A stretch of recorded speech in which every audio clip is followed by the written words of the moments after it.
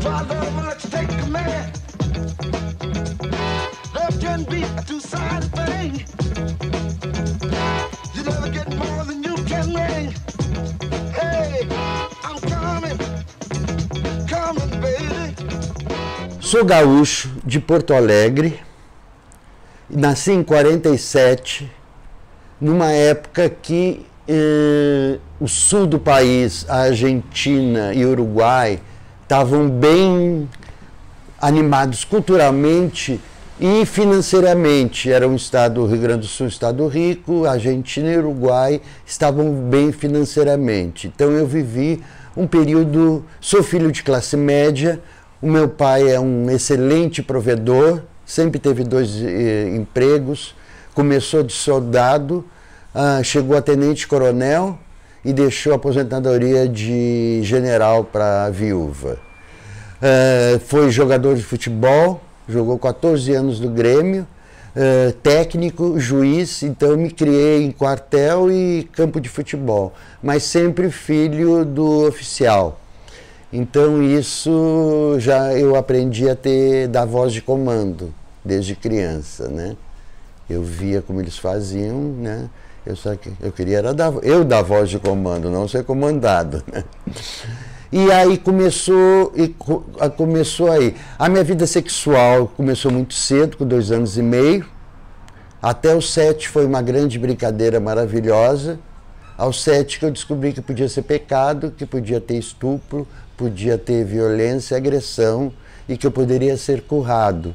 Que eu nunca cheguei nas vias de fato, mas eu acho que talvez se eu tivesse sido, eu teria talvez até enfrentado melhor do que aquele que foi quase a vida inteira.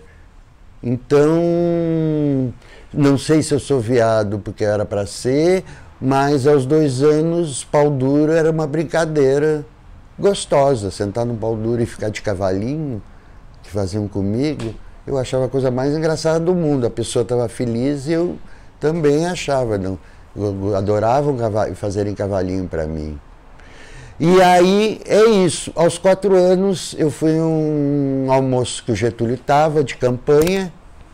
Ele foi falar com as mulheres e botou a mão na minha cabeça e isso marcou os comentários da minha tia, né? Que o Getúlio tinha dado uma atenção no meio do papo para mim, entre as crianças.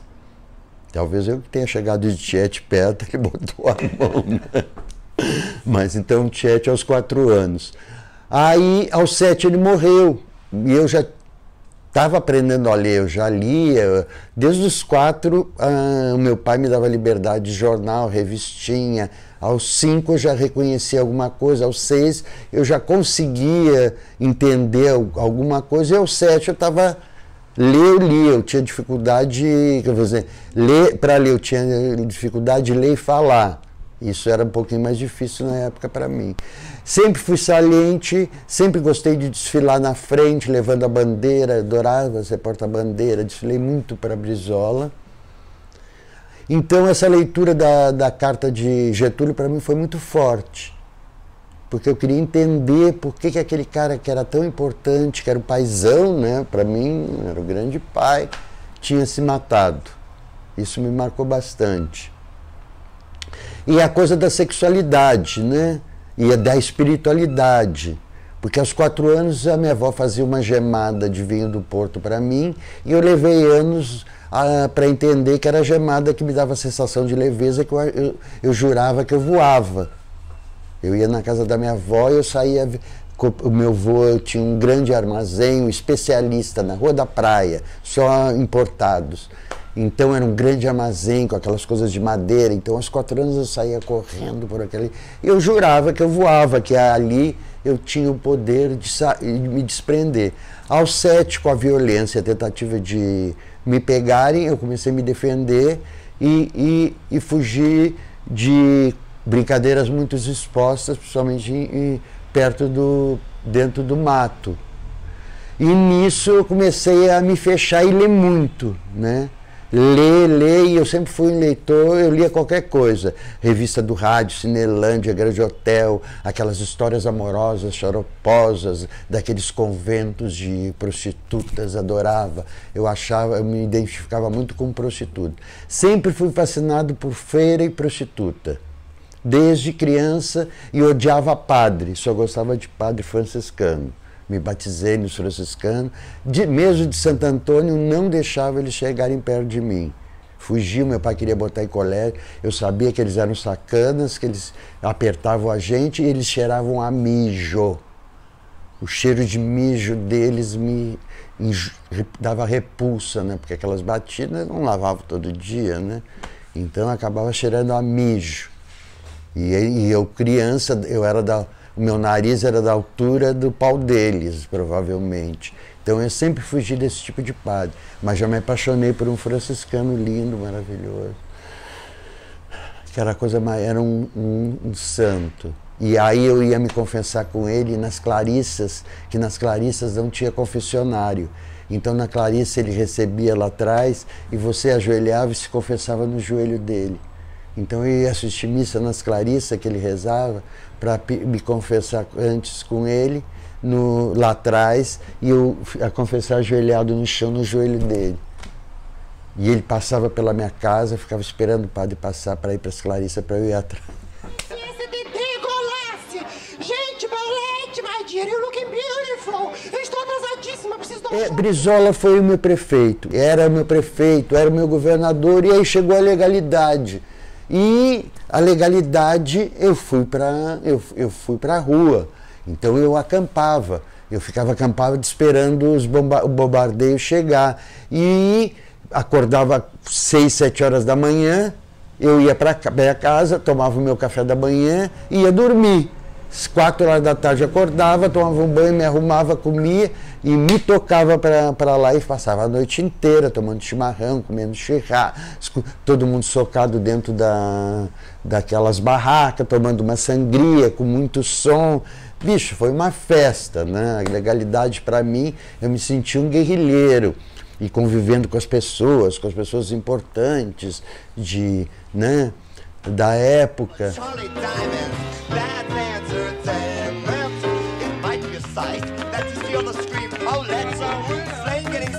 Porque eu sempre gostei de andar com gente mais velha e sempre fui fascinado por teatro.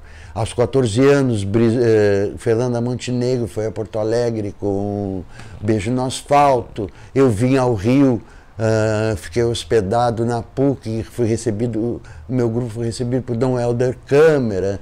Aí no Rio eu encontrei meus amigos paraquedistas que tinham trabalhado com meu pai e que moravam todos juntos, que viviam em alto luxo, e tinha uma bicha americana miliardária que meio que bancava elas e nos levava a passear em carro conversível com um viado lindo, chiquitésimo, da alta sociedade carioca que namorava, e os bofs, os paraquedistas em volta, e eu, os garotinhos. Então eu fiquei fascinado, eu queria vir para o Rio, andava na rua no Rio, os carros me seguiam, entende? E eu não tinha coragem de entrar, parava a conversar, mas não entrava, eu não tinha coragem. Entende? Eu queria, mas eu não me permitia, entende? Eu não me permitia. Então, aos 12 anos, estourou uma acne no meu corpo, e eu levei anos para saber que era hormônio. Aos 7 anos eu tinha tesão, imagina aos 12, quando meus hormônios começaram. Eu tinha o meu pau era aqui, era mais alto que eu tinha um metro em cima da cabeça, que era um radar, entende? Eu sentia longe um bofe de pau duro, e aí o meu pai, por ser quem era, eu era bastante respeitado, e o meu pai nunca me reprimiu. Aos 12 anos, a minha mãe sempre vivia me mandando para a rua. Eu saía sozinho, ia fazer as minhas coisas, desde os 11 anos eu podia andar sozinho a hora e chegar até meio tarde, tinha liberdade. A minha mãe vivia me mandando para a rua, e era dia do meu pai ir para o encontro dos esportistas na Rua da Praia. E eu falei que eu não tinha roupa, porque tinha me trazido um James Dean E tinha ficado pequeno, estava meio colete, meio justinho. E eu falei que eu não queria ir com ele, porque era pequeno, estava crescendo, não tinha casaco. E o meu pai falou, mas não possível não ter um casaco nessa casa para você. Eu digo, tem sim. Ele perguntou o quê? O casaco da Tânia, que era cor-de-rosa com gola prateada. Ele diga, pega. Eu peguei e botei e nós fomos para rodar para ele com o braço aqui. Eu com casaco cor-de-rosa e gola prateada. E ele do meu lado, sem nada. E nesse dia foi que eu conheci um modelo gaúcho que estava indo para... Que logo depois foi para... Não, ele foi 2 anos depois. Que era modelo, gatésimo, que ficou me paquerando o tempo inteiro, eu do lado do meu pai, eu morrendo de tesão naquele gato de 18, 19 anos. E ele e os amigos do meu pai todos me tratando. E por eu ser filho do meu pai, por exemplo, perto da minha casa tinha muito puteiro. E eu adorava, desde os 9 anos, ir para um bar, aquelas putas iam tomar café. Então, aquelas putas que tinham vindo da guerra, eu ficava conversando com elas, assim, no mínimo 1 hora, 2, toda a tarde. Depois, aos 10, eu já comecei eu ir para a porta do puteiro e elas me receber do lado de fora no final da tarde. Aos 12, eu consegui entrar em puteiro, levando meus amigos... porque o segurança me conhecia, os coronéis conheciam, me pagavam bebidas para mim e para os meus amigos, e eu ficava dançando a noite inteira com as putas. Os meus amigos, eu andava com amigos até mais velhos, de 14, 15 anos, eu com 12, que não conseguiam entrar e entravam comigo. E aí, nessa época, eles me apelidaram de bibelô de China, porque as chinas me adoravam, as puta e freira sempre me adoraram. Foi impressionante. Aí aos 14 anos também, aos 14 anos foi super importante para tudo na minha vida. Fernanda Montenegro, legalidade, a vinda para o Rio, e eu estou na Rua da Praia e eu vejo uma deusa passar. Quem é aquela deusa? Elke Maravilha, 2, 3 anos mais velha que eu. Logo comecei a seguir ela, consegui falar com ela, virei amigo, ela me levou para casa dela, comecei, bababã, aí ela ficou noiva de um homem lindíssimo, nórdico, loiro, os dois juntos, era próprio a casa dos deuses nórdica, né? Aí ela foi embora para a Grécia, conheceu o grego, casou e largou. Quando eu conheci o grego, eu fiquei super decepcionado com a Elke. Como que ela abandona aquele Deus, ela junto com, sabe assim, propaganda europeia de alto luxo, 2 deuses. E ela largou e casou com esse grego. Então Elke foi aos 14 anos. Aí quando eu vi Elke, eu quis fazer teatro. Aí meu pai e a mãe, faz uma outra profissão e depois você faz. A família nunca me... mas sempre, eu aos 5, 6 anos, a minha tia fazia balé, me levou para uma aula de balé, eu fiz um sucesso, queriam que eu voltasse. A minha família nunca mais deixou eu voltar numa aula de balé. A minha tia levou, mulherio, quem é aquela gracinha? E eu odiava uma coisa, que o povo dizia que eu tinha olhos de gazela, que era a época do Bambi. Queria me matar, me destruir, era dizer que eu tinha os olhos meio amendoados, cílios grandes, e aquela coisa meio inocente, pedinte, entende? Então era uma loucura, eu ficava indignado, mas por meu pai ser uma pessoa respeitável, eu conseguia circular, e eu gostava de andar, mas eu corria muito bem, então coió eu nunca levava, quando o povo ameaçava dar um coió, eu saía correndo, ninguém me pegava. E eu gostava de ir nos outros bairros, ver as outras turmas, ver os outros gatos, porque eu queria conhecer, aí acabava conhecendo, me dava um coió, depois me conhecia, virava amigo, saía, aí chegava de noite, ficava bêbado, aí fazia um carinho, dava um beijinho, ficava abraçado, mas eu não deixava passar disso. Quando eu entrei no ginásio, no centro acadêmico, o meu pai era um cara super de confiança, era conhecido pela integridade e caráter. E eu acho que o povo achava que eu herdei ou eu aparentava ter herdado isso. Então logo eu entrei no centro acadêmico, eu administrar dinheiro, grana, Eu sempre fui bom de matemática, grana, e comecei a organizar concursos de... O meu ginásio tinha 4.500 alunos. Organizar concursos de beleza, festas, bolo vivo, até que comecei a trabalhar em shows de música. Aí fiz o meu primeiro trabalho profissional quando a Elis Regina foi a Porto Alegre depois do sucesso. Para 3.000 pessoas, a prefeitura fez um evento, Elis Regina, Zimbutril e Jorge Ben.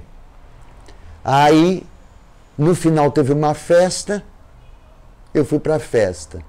Há 2, 3 anos atrás eu abri uma carta que o prefeito de Porto Alegre deu em agradecimento pelo trabalho da equipe que eu participei. Atrás estava o autógrafo da Elis, do Jorge Benjor, de todos os Zimbutril, assim, ao amigo Baiar Tonelli. Eu não sei o que eu fiz nessa festa. Eu tomei um porre, eu trabalhei pra caralho uma semana e eu nem vi que o Jorge Benjor estava cantando nesse show, para você ver a loucura. Me encostei na parede e dormi quando o show acabou. E aí eu pensei, eu vou embora para casa dormir que eu tô um caco. Eu falei, o quê? Tem uma festa. Eu fui um dos primeiros a chegar na festa. Cheguei na festa, comi pra caralho, bebi pra caralho e perdi a noção do que aconteceu. Então eu devo ter alugado Elis, devo ter alugado, e eles me deram autógrafo. Tem até hoje o autógrafo deles. Depois me relacionei com Elis, sabia que tinha feito, mas nunca comentei e não lembrei. Mas antes de morrer, ela mandou um cartão de Natal pra gente e eu assisti o último show dela no João Caetano. E esse mesmo, e assisti Elis no Clube do Guri em Porto Alegre. Então eu assisto Elis desde o início, eu dançava nas reuniões dançantes com ela cantando, que ela cantava direto, e eu era, a partir dos 12 anos, aos 14, 15, era direto clube, reunião. Aos 15, quando a minha irmã ficou noiva, é que eu pulei fora e comecei para boate. Mas assim, os puteiros, sempre eu ia com meus amigos, e aí a minha janela, eu morava num apartamento térreo, no final de semana era 2, 3 carros buzinando, querendo saber qual era o programa, porque eu sabia o programa, eu sempre tinha uma proposta interessante, ou uma festa para levar. Então, eu sempre tive esse lado. E sempre gostei de inventar roupa, minha avó fazer roupa, fazer coisa diferente, inventar em cima do que eu via dos artistas. Aí eu descobri uma camiseira, a mulher começava a fazer camisa para mim, de pouquinho todos os meus amigos queriam fazer camisa com a mulher, sabe assim? Eu levava um monte de cliente, as pessoas... Aí os meus amigos lá faziam os modelos mais discretos, aí eu tinha que inventar um modelo bem esdrúxulo para eles não me imitarem. Sabe, aquelas camisas que o Roberto Carlos fazia, eu fiz uma que vinha aqui em cima da orelha, tapava a minha boca, só ficava com o nariz de fora. Então eu adorava fazer essas coisas, sabe? E é isso, então sempre gostei de moda. O meu pai trabalhava muito, mas tinha um bom salário, né? E queria montar uma casa pra gente. E aí... a minha mãe ficava insegura de morar sozinha, então ele alugou um apartamento grande e a gente levou 2 senhoras costureiras. Então, assim, até os 8 anos eu tinha 2 costureiras de mão cheia dentro de casa, que eu ficava vendo elas fazerem, adorava os vestidos que faziam para minha irmã. Aí de noite eu me trancava no meu quarto, quando eu tinha meu quarto, eu fazia as minhas roupas com os lençóis.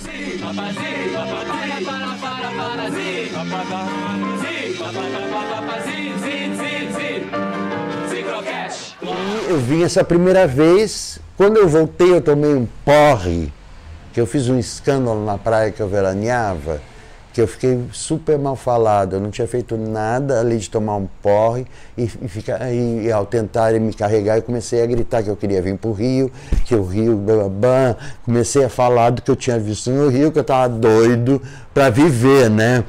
Andar nas ruas, me paquerarem, me chamarem, milionários me levarem para passar em carro conversível, entende? Que eu já tinha um clima disso em Porto Alegre, mas de repente era eu sozinho, não era o filho do Tonelli, eu não tinha que justificar, entende? E aí, nisso, eu comecei a criar comecei a ser mal falado. Quando deu o golpe militar, eu perdi o norte. Eu fracassei, né? Que eu seria politicamente? Meu pai era militar, a gente era tudo PTB, brisolista e getulista.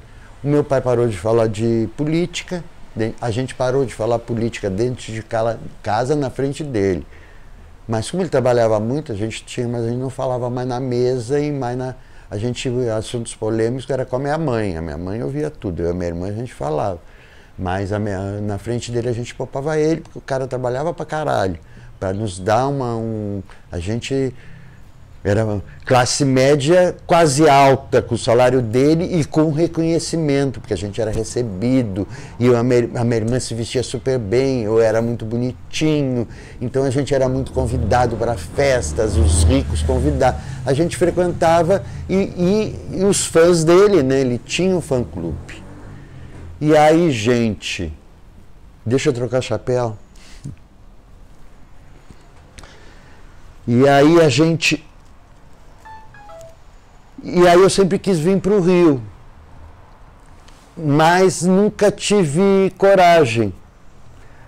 E aí comecei a viajar pelo Brasil e fui a Brasília, viajava de ônibus e sendo entregue lá em Campo Grande, depois ia de carona pelo interior de Goiás, Mato Grosso, e entrava pela Bahia, e Vitória da Conquista e Salvador. Fiz isso de carona diversas vezes na minha adolescência e tentei ir fascinado pela Bahia. Quando cheguei na Bahia, tomei caldo de lambreta, eu virei uma lagartixa subindo pelas paredes e de tesão, e os baianos me recebendo como um rei. As casas se abriam, lugares para morar, comidas maravilhosas, e eu fascinado pela música, pelas festas, pela Bahia, tesão direto. Eu fui umas 3 ou 4 vezes e vi a estreia dos Novos Baianos do Teatro Vila Velha. Tava na Bahia nessa data. Eu acho que essa foi a última vez que eu fui à Bahia. E aí tentei trabalhar na TV da Bahia, porque o meu sonho era trabalhar em TV, que estava começando. Só que quando eu fui ver, o salário era ridículo. Para trabalhar lá, a dedicação era quase de escravo para conseguir, e comia-se super mal. Eu sem fazer nada, eu tinha as melhores casas, as melhores festas, e resolvi ir para o Rio. E detestava São Paulo, nunca queria São Paulo. Eu soube que uma amiga minha estava em São Paulo e resolvi ir para São Paulo. Em 10 dias em São Paulo, eu encontrei 500 mil pessoas, fiquei conhecido, fiz amizades e senti que era São Paulo. Na hora que eu estou voltando para Porto Alegre, eu encontro na rodoviária o presidente do festival que eu trabalhei no Sul e que tinha sido contratado para trabalhar em festival na Record. E ele falou: Baiar, vem para São Paulo que você vai trabalhar comigo em festival na Record. Aí eu cheguei, eu estava com 22 anos, doido para e sabendo que se eu ficasse em Porto Alegre eu ia ter que ir para psicanalista, eu já sabia. Eu lia Jung, já estava lendo Jung, Freud me informava, mas não me dizia muita coisa, e Jung, tanto é que Dizer Croquetes é muito baseado em Jung, né? Eu vi a grana que era pagar um psicanalista, eu digo, pô, com essa grana eu vivo em São Paulo. E cheguei e falei pro meu pai e minha mãe que eu queria ir para São Paulo. Na hora, vai, pode ir, vai, você quer, vai. Então eu sempre tive pais maravilhosos que nunca me reprimiram, nunca. A minha mãe, de vez em quando, porque tinha o dia a dia, eu enlouquecia ela.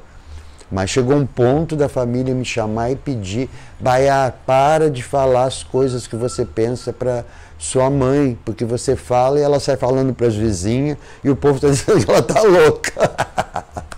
Aí eu dei uma maneirada. Aí eu resolvi vir para São Paulo. Aí cheguei para São Paulo e comecei. Logo que eu cheguei em São Paulo, o povo achava que eu era manequim da Ródia.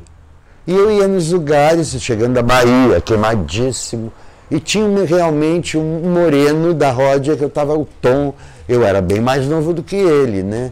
Aí eu sacando, pô, o povo acha que eu sou manequim, Eu fui lá, meu pai tinha me dado um dinheiro, eu sempre soube maneirar a minha grana, fui lá e fiz umas fotos com um fotógrafo.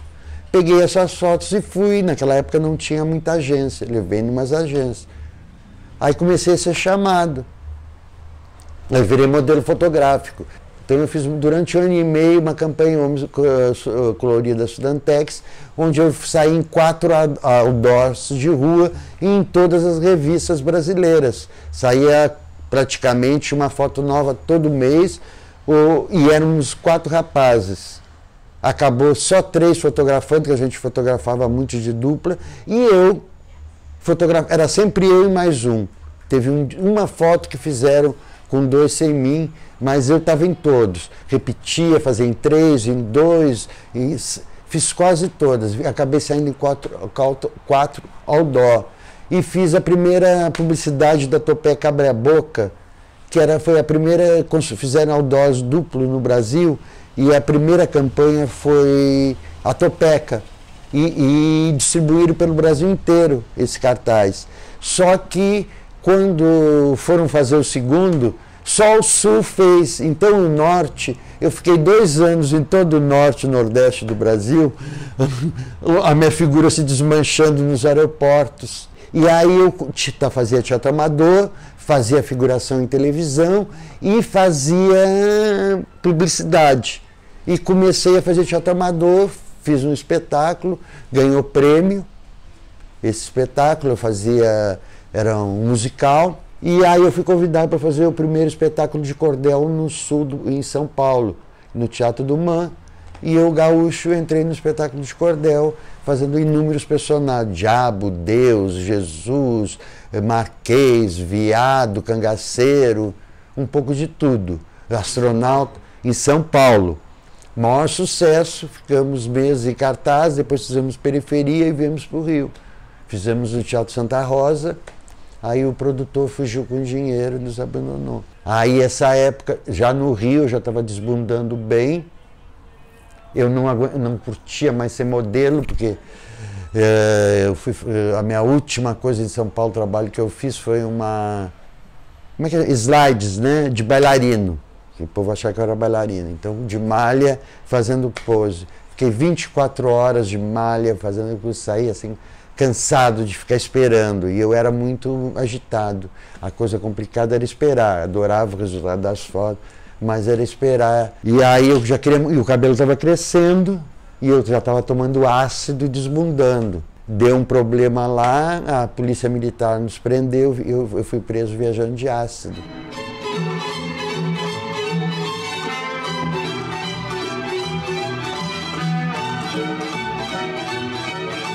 Aí, a partir disso, a minha vida deu uma degringolada. Rio de Janeiro não dava muito dinheiro para modelo, o mercado estava pequeno.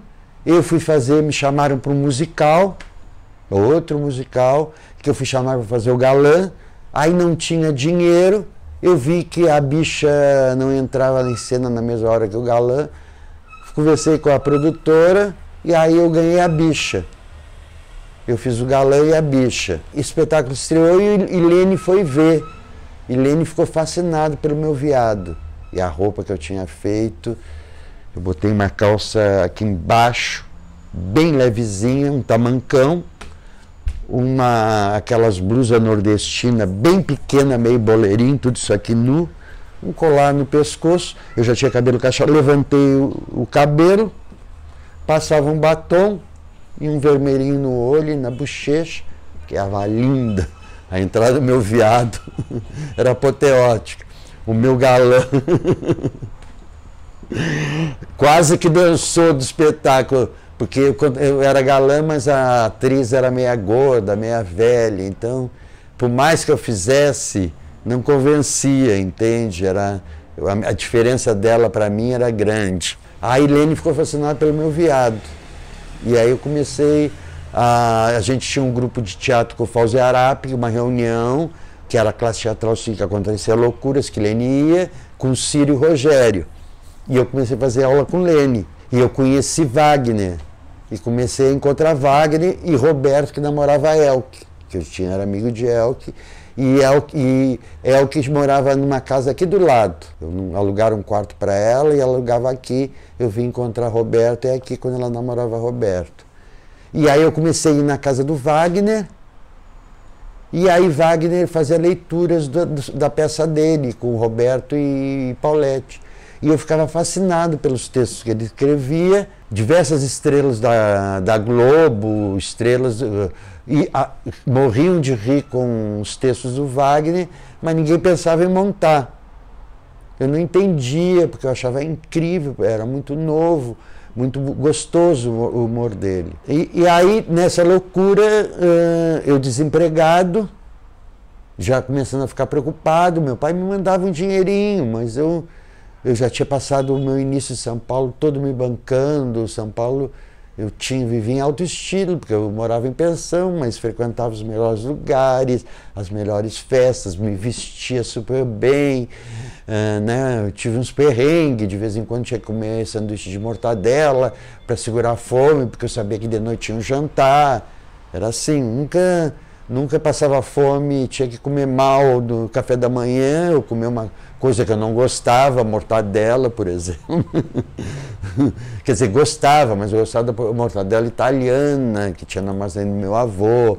Gostava sempre das coisas boas. Bom, aí um dia eu estou em casa, me atrasei, e eu tinha um namorado, e tinha uma festa. E eu tinha dado endereço para pessoas ir para irem, que era uma festa grande, para não ir todo mundo. Eu digo, vou deixar um carro, 2 vai comigo e outros vão para não chegar. Eu chegar com meia dúzia de carro, né, numa festa, que a maioria, naquela época, as pessoas iam para a festa sem levar nada, né. Eu me desencontrei e perdi o meu namorado. E eu fiquei louco, porque a gente estava no início do namoro, estava uma coisa, aí eu sabia que ia ter um monte de gente, bababá, e era longe, e eu não consegui carro, e o Wagner passou e me chamou. E a gente foi ali na entrada, ali na Galeria Alasca, num boteco, e começamos eu comecei a beber e o Wagner me botou para falar. Aí eu reclamei da situação, joguei tudo para fora. Aí o Wagner, que depois eu soube, já tinha tentado fazer diversas vezes com outras pessoas, vamos fazer um espetáculo. Vamos fazer um musical. Vamos fazer como? Vamos fazer com homem e mulher. Aí eu citei os The Cockettes em São Francisco, que eu conhecia. Eu já tinha visto fotos, já tinha lido matéria, sabia do movimento. Eu citei. E a gente estava comendo croquete. E o Wagner falou, então a gente vai ser Dizzy Croquettes. Eu na hora não entendi direito o nome. Mas ele falou, e aí vamos fazer só com homem, porque as mulheres naquela época tinham bastante teatro musical para mulher, vedete. As mulheres, a gente tinha um monte de homem, amigo desempregado, e, por acaso, um bom número gay, viado, porque na época não era gay, né? Eu sou do movimento Paz e Amor, sexo liberado para todo mundo. O movimento gay chegou a reboque depois para mim. E aí começamos a falar. Eu, nessa época, por ser quem eu era, eu tinha muitos amigos jornalistas gaúchos. Eu era modelo conhecido. Eu era citado, de vez em quando eu saía até na imprensa do Rio. E aí eu comecei a falar para meus amigos jornalistas, assim, 2 dias depois já estava saindo nota. E aí a gente começou a juntar. Aí a gente ia comprar o Casanova na Lapa. E aí a gente tinha dinheiro, a gente soube o preço, juntando a gente conseguiu o dinheiro. Só que a dona adoecia e o preço dobrava. Ela fez, a gente topou, reuniu, vamos comprar. Quando a gente ia comprar a segunda vez, ela adoeceu, dobrou de novo o preço. Aí começou a ficar, o que vamos fazer, o que vamos fazer? O dia que a gente resolveu fazer, eu indiquei o Ciro. No outro dia de manhã, eu fui o primeiro a chegar. Isso ainda, essa história não é bem clara. Eu fui o primeiro a chegar na aula, o Leme estava lá e eu contei. Na hora o Leme disse que coreografava. E contei para ele que eu tinha chamado o Ciro, que ele era apaixonado pelo Ciro. Ele já ficou fascinado e cabreiro, porque Ele me achava louco, fantástico, ele adorava minhas roupas. Eu tinha uma bota que tinha uma boca desenhada e uma língua para fora. E ele achava aquela minha bota, e eu usava uns caftans preto. Eu tinha um cafta aberto aqui, aquele que sai do quadro, não vou sentar, aberto aqui na frente, e que eu andava por São Paulo, de sandália trançada até aqui, e eu botava estrelas de strass nele. Então eu usava roupas loucas assim, caftans, 2 panos de Flávio Império, amarrava na frente, outro atrás, e virava aquela túnica de Flávio Império com aquelas coisas New Age, futurista. Então eu adorava, ainda mais no Rio de Janeiro, pouca roupa, e eu adoro praia. Eu vivi muito tempo na praia. E aí praia no Rio de Janeiro, quando eu me vi aqui no Rio mesmo, já tinha soltado a minha franga na Bahia, no Carnaval. Bom, aí Lene começou a se interessar, e aí um dia a gente viu que estava impossível comprar o Casa Nova. A gente já se reunia, fazia a primeira coreografia, essa primeira coreografia do Zizi Croquetes, as internacionais, foi Paulette que fez, da época dali.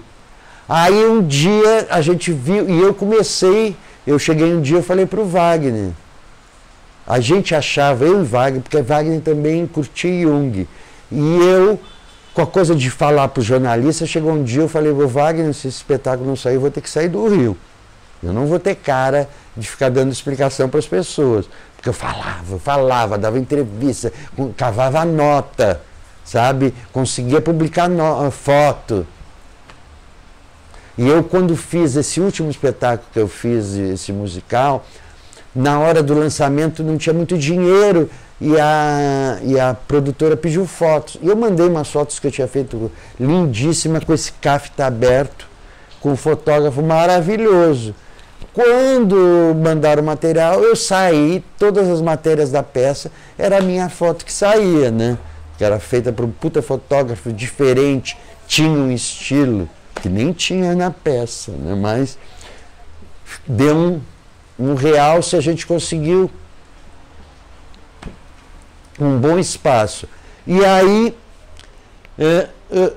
o Lene disse, eu vou conversar com o Wagner. Não, Wagner, eu vou falar com o Lene. Aí Wagner foi atrás do Lene, que se conheciam, mas nem eram tão íntimos, já estavam fascinados pelo outro. Wagner foi visitar, foi na academia falar com o Lene e conversou. Lene resolveu, falou com Miele Boscoli sobre a gente e queria fazer um show no Pujol, com Lene Andrade, Miele, Pedrinho Matar, bailarinas, Mímico, era gente pra caralho. E resolveu botar a gente também. E chamou a gente para conhecer o Miele. Nesse dia, eu e Ciro nos arrumamos na casa do Lene. Lene foi a pé pro Pujol. Os meninos desceram de ônibus, Santa Teresa, das casas dele, para ir para o Pujol. E eu e Ciro fomos no carro do Lene com o chofer. Quando nós chegamos na frente do Pujol, o chofer desceu para abrir a porta. Quando eu e Ciro descemos do carro, Miele olhou para Lene e Boscoli, riram e falaram assim, estão contratados. Aí nós entramos e os meninos estavam chegando. Quando eles viram, teve uns que ficaram putos, né? Chegando de ator com a sua colinha na mão, e eu cheguei, mas não era bem croquete, era futurista. Eu fui com uma calça de palhaço, uma camiseta hiper justa, um colete, um chapéu, e eu vestia Ciro, a gente se vestia assim, dava um conjunto, Ciro lindo daquele jeito, eu modelo. Então a gente parava o comércio, né? Parava o comércio. Teve um dia que eu e Ciro saímos do Terezão Raquel e fomos para Gareia, Alasca, e fomos caminhando pela Nossa Senhora de Copacabana. Conforme a gente ia caminhando, os carros começaram a buzinar para a gente, em ritmo do nosso caminhar. E o povo, eu tinha amigos que saíam na rua, eram espancados. Mulheres, homens, eu tinha um amigo que foi figurinista em Nova York. Ele saía na rua, o povo sentava o pau nele, ele chegava sempre rasgado e machucado. e um outro também que foi desenganado. Ele apanhava também. Ele era especialista em levar porrada, sabe? E comigo acontecia essas coisas. E ainda tinha o Pier, que no Pier a gente ficava à vontade queimando fumo, namorando e mil loucuras que eu nem vou te contar agora, que é um outro filme.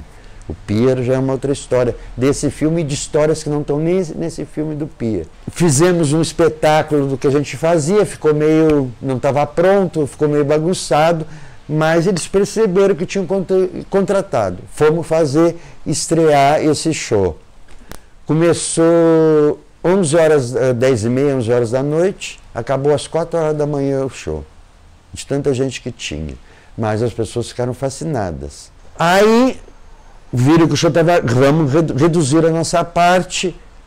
A Leni Andrade tinha show, só ficou a primeira semana. As bailarinas ficaram 15 dias, tinham outro show. O Mímico dispensaram. Foram dispensando, acabou. Leni deu, Miele, Pedrinho Matar e Dizzy Croquetes.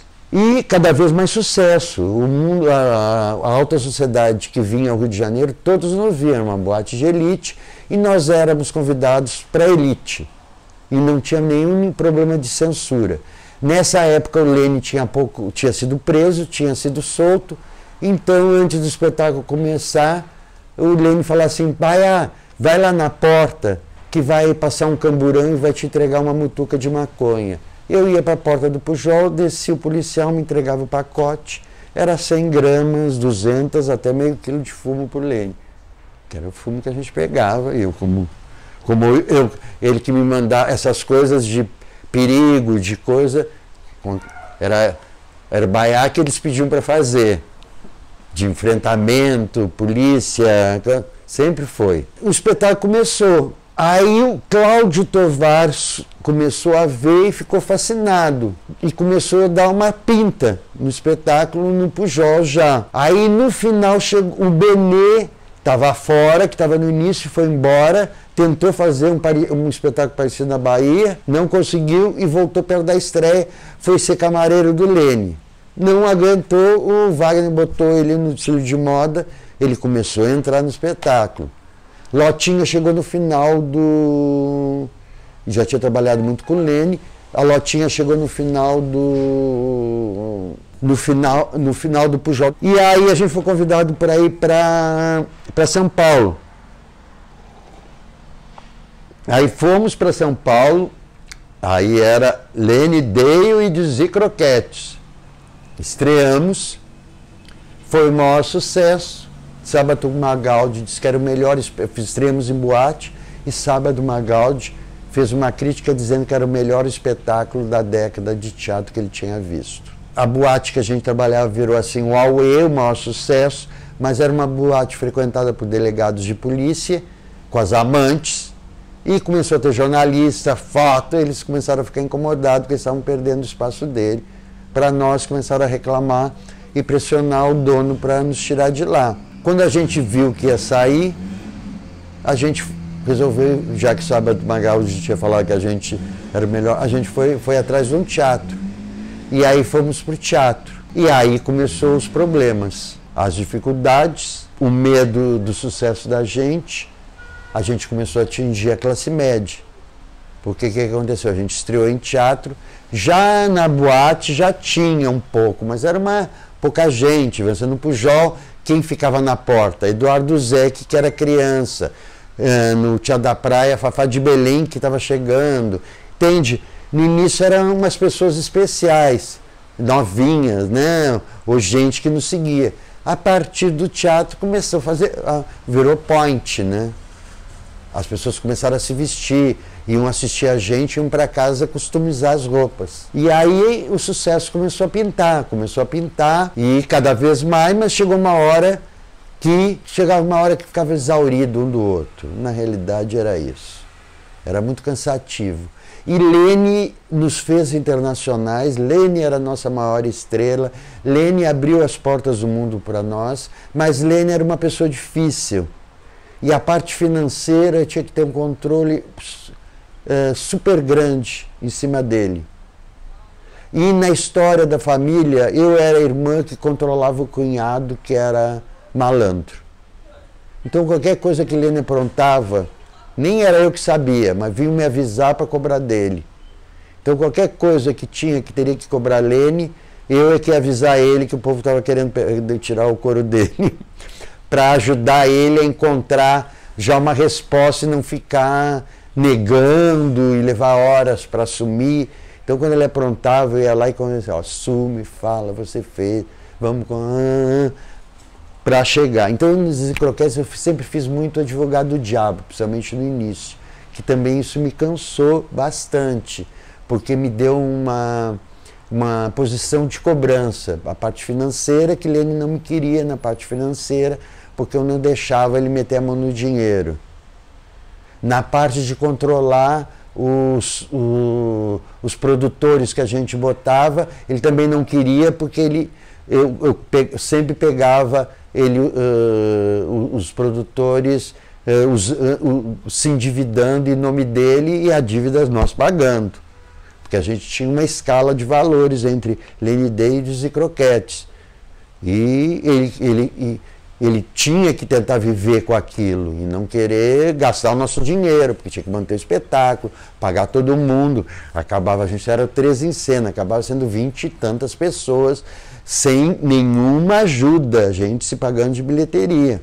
Aí a gente resolveu parar, Lene resolveu ir para o México com Paulette e Lotinha, Wagner ficou em São Paulo e resolveu montar um espetáculo com mulheres, as Zicroquetas. Eu vim passar uma temporada no Rio. Eu sei que começou a fazer, vamos fazer espetáculo com as Zicroquetas. O Lene não quis, foi para o México com a Barbara. Gaia ajudou no início e depois acabamos fazendo esse espetáculo com essas mulheres, que era super interessante a proposta, que eu falo por aí que fazer um filme sobre a história das Zicroquetas é até mais fácil do que sobre os Zicroquetes. A Lidoca das Frenéticas, uma vez eu conversando com ela, ela resolveu tentar. Ela até escreveu o livro dela, mas acabou morrendo e não fez. Mas eu sempre falo que um filme sobre a história das Zicroquetas, porque é juntar 30 e tantas mulheres dentro de uma casa e num teatro com não muito público. E depois com situações marginais, elas saindo, fazendo show em boate, se misturando, fazendo show no puteiro, em coisa, um povo tentando levar elas para prostituição, a casa que era nossa, que elas moraram, e que o nosso sonoplasta morava na garagem, era boca de fumo, e de repente, quando elas começaram a morar, era um cortejo de carros passando de noite. Eram 20 e tantas mulheres bonitas, jovens, loucas e livres, morando juntas. A bofarada ia para a porta, né? Não ia ver o espetáculo, mas queria ver se pegava uma na saída e na chegada. E elas saíam loucas pela São Paulo, descolando comida, morriam de fome. Elas destruíram a casa, porque também não tinham dinheiro para manter. O dono ia para lá com um amigo e deixava elas morar de graça, porque elas recebiam. E eles ficavam na sala bebendo e elas deixavam. E conversavam lá, uma com outra, mas não... Dizem que não davam para ele. Elas destruíram o banheiro, destruíram a lavanderia. A casa ficou destruída. No final, quando elas abandonaram, estava um caos. Eram 2 casas que a gente morou e na época que a gente morava, a casa funcionava na hora do almoço, tinha 40 pessoas para almoçar. Com 4 empregadas, lavanderia, e a parte do dinheiro da casa e das empregadas e das compras eu é que administrava. Aí paramos a temporada e resolvemos vir para o Rio. Viemos para o Rio, o dinheiro começou a acabar, as meninas não eram sucesso, eu tive que ir a São Paulo buscar Wagner e fazer todo esse advogado de diabo com Wagner, que estava com raiva e com ódio de nós, porque todo mundo abandonou ele com as meninas, ele foi vender dos carros, porque o Wagner ganhava 10% como autor, mas ele aplicava no grupo. Comprava carro para a gente usar, então tinha 2 carros, foi vendendo os carros para manter, bababá, e a gente tinha que estrear, e aí eu, para convencer ele que eu tinha que levar o nosso som embora, alugar um som para as meninas, e que a única solução é a gente voltar para cartaz para ganhar dinheiro, porque a gente dava dinheiro e elas não davam. A ideia era muito boa, tinha altos momentos, mas começava com um espetáculo maravilhoso e começava a virar um espetáculo underground mal acabado. Tanto é que a parte final foi o primeiro espetáculo que o Ciro coreografou. Ele era garoto novo, então o final foi ele que fez. A ideia era boa, mas assim, e elas nem eram tão profissionais e com tanta garra quanto a gente, apesar de ter profissionais. Então elas foram muito marginais, e durou um tempo. Então é uma história incrível. Eu já falei, talvez eu que tenha que escrever esse roteiro, né? Ou propor esse roteiro. Bom, aí a gente parou, sofri, chorei, Wagner acabou comigo, porque sempre que ele pirava, eu que tinha que falar com ele e fazer o advogado do diabo, e lógico, ele acabava comigo, né? Eu me expunha, a gente chorava, chegou no final do papo, eu estava exaurida, ele também. As meninas, vai dormir, Baiara. Aí eu fui dormir, as meninas fizeram a cabeça e elas convenceram ele que ele tinha que vir embora comigo. Aí eu fui no teatro, fui convencer Ruth Escobar a liberar o nosso som e deixar alugar o som delas. Aí Ruth disse, não, eu tenho que ter uma garantia, elas não estão... O som é a garantia, mas eu disse que eu preciso desse som para trabalhar. Não, eu tenho que ter uma garantia. Eu era o único dos Zezé Croquetes que tinha talão de cheque. Dei os meus 2 primeiros pré-datados para Ruth Escobar. Para quando a gente estreasse, pagar Ruth Escobar. Só que a gente foi proibido, Lênin foi atropelado, ficamos 45 dias fora de cartaz, sem dinheiro, sem nada, tendo que ir no exército para justificar, porque uma mulher do general foi nos assistir e ficou chocada com nossos tapa-secos. Porque quando a gente fez diversos espetáculos para censura, mas quando a gente fazia para censura, a gente fazia infanto-juvenil. As nossas mulheres eram meio menininhas, era tudo meio, sabe, a gente ia para o teatro infantil, né, o teatro de adolescente, não fazia puta de cabaré de madrugada, era biscate no final da tarde. Então era por aí, e a gente fazia, os censores nunca reclamaram da gente. A gente conseguia, já passamos 2 vezes, a gente fez espetáculo para censura e conseguimos ir para lá, mas a gente, né, suavizava o texto, a maneira de dizer, cortava algumas palavras e fazia tudo meio menina debilóide e passava. Aí fomos proibidos, 1 mês e meio para voltar. Nesse meio tempo, o Tovar teve que ir no exército, não sei se ele contou, levou esporro de general com nossos produtores da época e ameaças de morte que a gente recebia também aí. E aí ficou aquela coisa, Lênin conseguiu sair, mas a gente estava cheio de dívida. O Liza Minelli veio, nos assistiu no Teatro da Praia, Regine, que queria nos levar para Paris, Valentino, que nos adorava, a que virou Moreira Salles depois, que era manequim do Valentino, agora esqueci o nome, que o Valentino dizia que ela era minha irmã, que quando o Valentino viu o show, acabou, ela foi me comprar. O Valentino não foi no camarim, mas ela foi.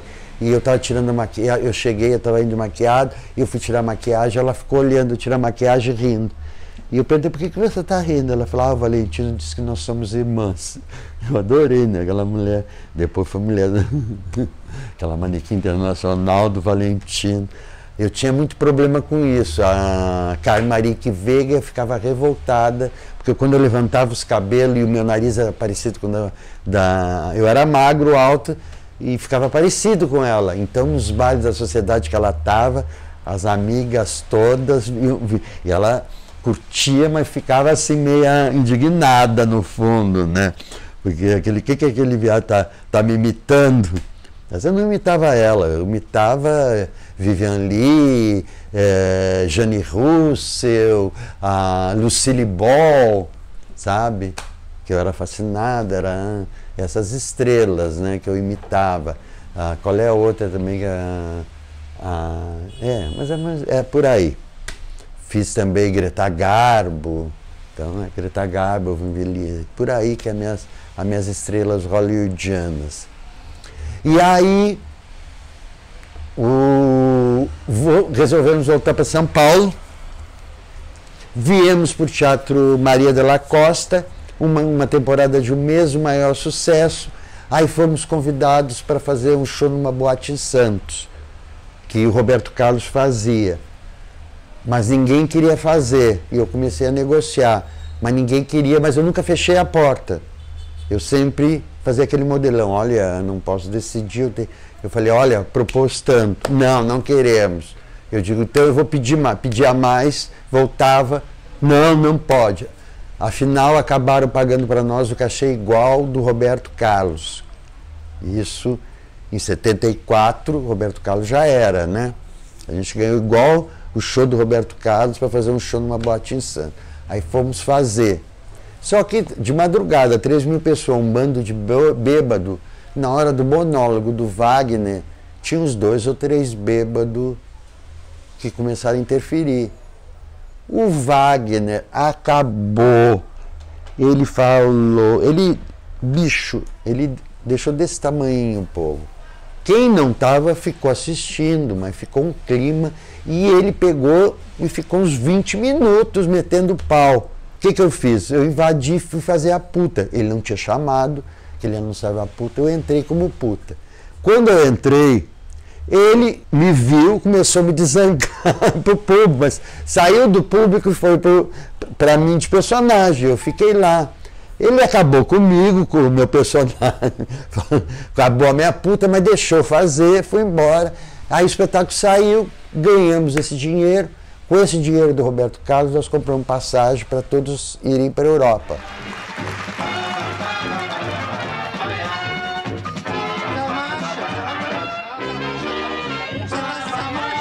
E aí fomos. 2 foram de avião e a gente foi de navio, a maioria com a bagagem. Fomos para Portugal primeiro, para dar um tempo, se acostumar e negociar com Paris, porque a meta era Paris. Só que chegamos, o Salazar tinha caído, os ricos não saíam, a gente se apresentou numa boate de luxo, tinha meia dúzia de gato pingado, que não tinham nem coragem de olhar pra gente. Aí a gente conseguiu convencer o dono de deixar a gente convidar a classe artística para verem, para curtirem, para ter uma pessoas ficarem animados.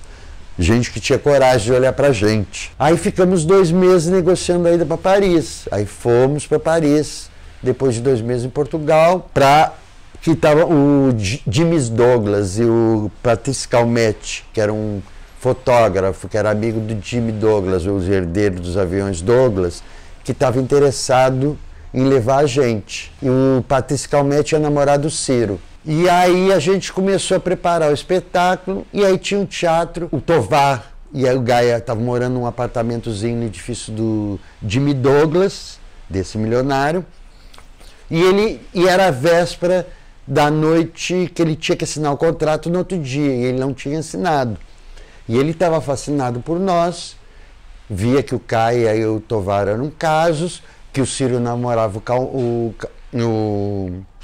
o Patrice Calmette, e ficou interessado pelo Roberto, que é um artista plástico maravilhoso, que pinta, mas o Roberto fazia a diva e não tomava atitude.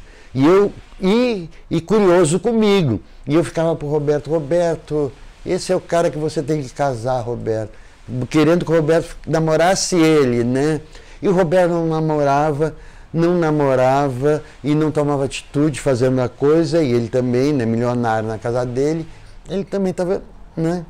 Aí eu deixei, fui lá e fiquei de São Sebastião, e foi a única vez que eu me prostituí na vida, foi uma mamada que rendeu $70 mil. Mas eu fiz pelo grupo. Então, isso a coisa que eu nunca faria por mim, mas na hora alguém tinha que fazer. Quer dizer, eu não sabia que era $70 mil. Depois, no final, é que eu soube quanto que ele gastou. Aí, fiquei com ele, e no outro dia de manhã, vamos assinar o contrato. Saí com ele, no conversível dele, ele foi comprar discos para levar e me deu um relógio de presente. Quando eu cheguei no teatro para assinar o contrato, a Paulette estava na porta do teatro batendo o pé, porque estava todo mundo lá dentro e ele chegou atrasado. E já começou discretamente a me dar esporro. O que eu estava pensando, se eu estava achando que eu ia ser estrela da companhia, porque eu já estava com o produtor. Aí chegamos, ele assinou o contrato e Lene, a partir daí, já começou a me chamar de puta, sabe? Mas assim, alguns achando que eu estava querendo dar o golpe e virar estrela do grupo, porque eu estava de caso com... E eu ali fazendo, até curti o cara como pessoa, gostava, não tinha a mínima tesão nele. Fiquei 2, 3 dias com ele e fui aí saindo de fininho. Ele produziu, no final gastou $70 mil.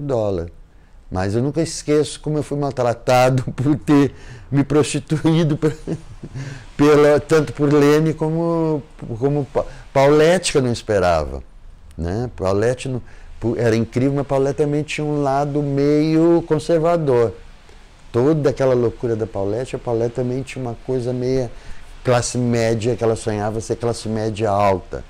Nova rica, ou abastada, que ela gostava de gente rica, né? Começou o espetáculo. Ele era inexperiente, não sabia fazer, gastou um pouquinho demais em coisas que não devia, e no lançamento da gente, a imprensa não sabia o que falar em Paris. Então a gente começou a conquistar aquele público garimpado de pouco a pouco. Até que um dia a gente foi num show e tinha lá um cara fazendo uma loucura, e o Wagner tomou um ácido e no outro dia ele, no meio do monólogo dele, bebia água, ele pegou a garrafa d'água e deu um banho na plateia, na primeira fila, e esculhambou o público. Mas o público não levantou, se levantou foi 1 ou 2 embora, e ficaram até o final do espetáculo, e adoraram o espetáculo. Ficou aquele clima e começaram a comentar da gente, aí chegou Liza Minnelli.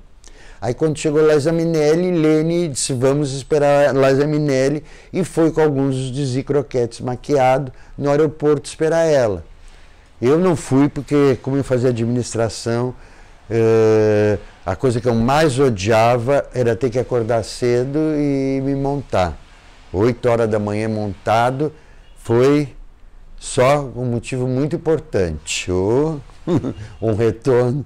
E eu não fui, e como eu trabalhava, tinha que administrar, e eu tinha problema de coluna, tinha que correr atrás. Então o Dizzy Croquettes foi muito intenso para mim, porque além, eu queria ser bailarino, mas eu não era um bailarino. Eu queria dançar, mas tinha problema de coluna. Eu queria estar no espetáculo, mas o Lene me cobrava, ele queria que eu saísse do espetáculo e virasse só administrador, se eu quiser. Era a maneira dele me tirar, ele ficava me pressionando. Aí, de vez em quando, a gente aceitava os produtores que ele botava, mas sempre dava problema. Ia lá ao Baiá para conversar e despedir. Então eu desmentia muito Lene para as pessoas. Eu desautorizava, eu procurava os empresários assim, Lene não é autorizado a gastar dinheiro de Dizzy Croquettes. Lene, ele responde pelo dinheiro dele, do grupo, ele não pode usar.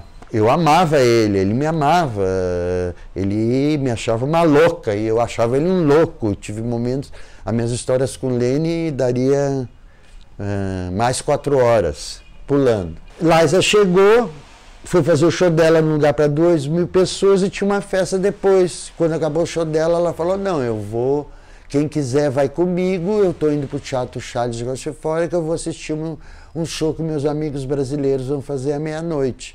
E foi as pessoas mais cultas, a Verusca, a Regina, não sei mais quem, pessoas importantíssimas, e o nosso teatro encheu.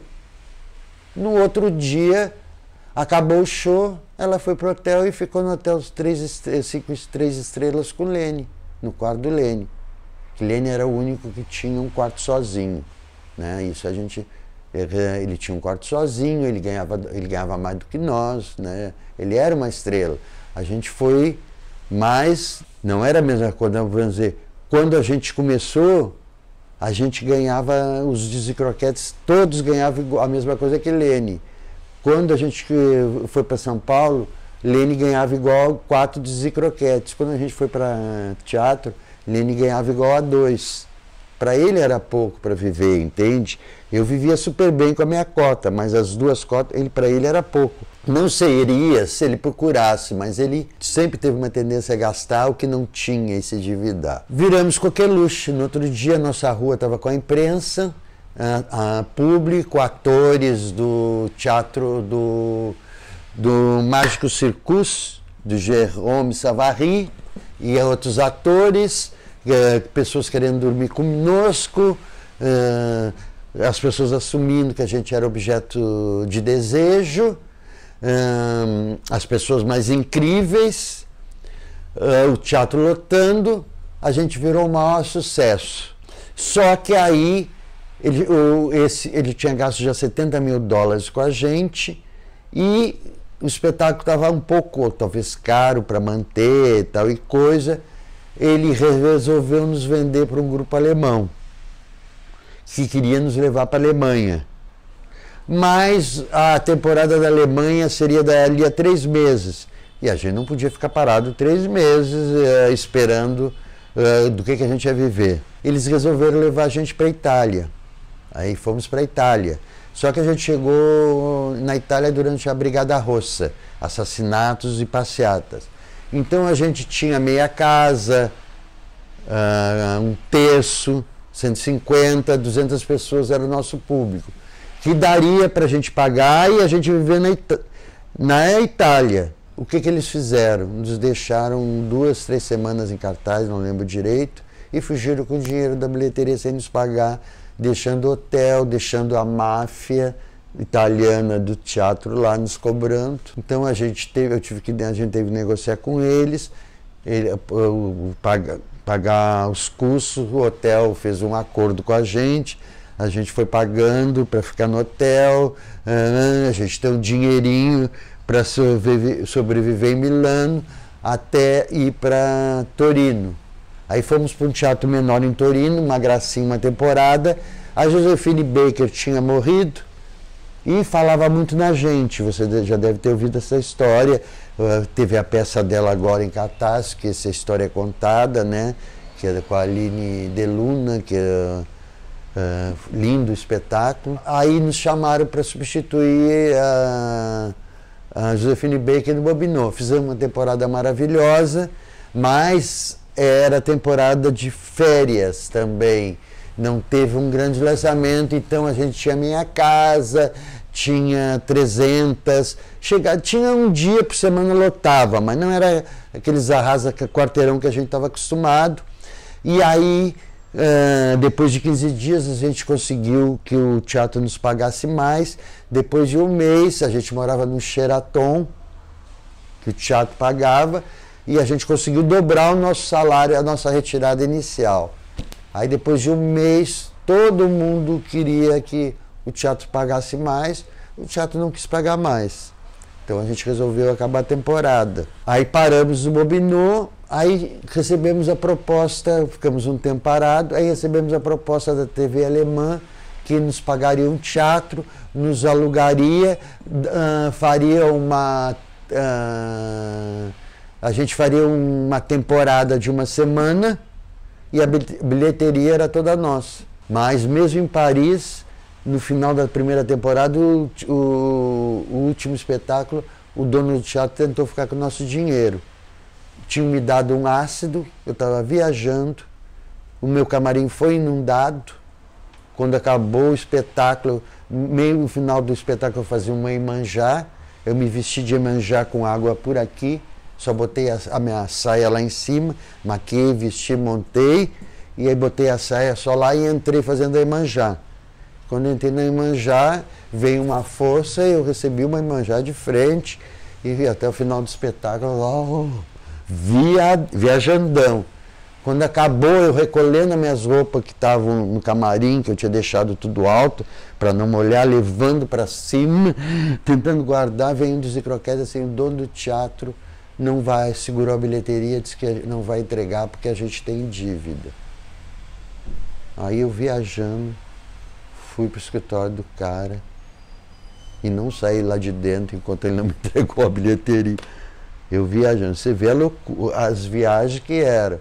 O filme da televisão alemã virou cult na Alemanha e Áustria. A gente assinou uma autorização para eles passarem 3 vezes. Eles passaram muito mais vezes. O advogado nosso que assinou esse contrato, que todos nós assinamos, depois de uns anos fez um contrato com um outro Dizzy-Croquette ele, e meio se apropriaram do filme. Mas, pelo que eu sei, pelo que eu entendi, a televisão alemã nunca pagou para ninguém. Se pagou foi para os dois e a gente nunca descobriu. Esse filme ficou perdido durante anos. E a Tatiana, através de ligação com o Rogério, que era o irmão de um dos Dizzy-Croquettes, conseguiu chegar nesse filme e conseguiu recuperar, que é a base do Dizzy-Croquettes, que o Ciro também está usando.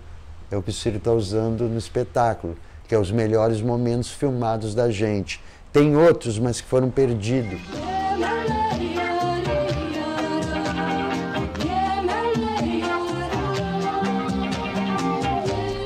Aí em Paris fizemos o maior sucesso.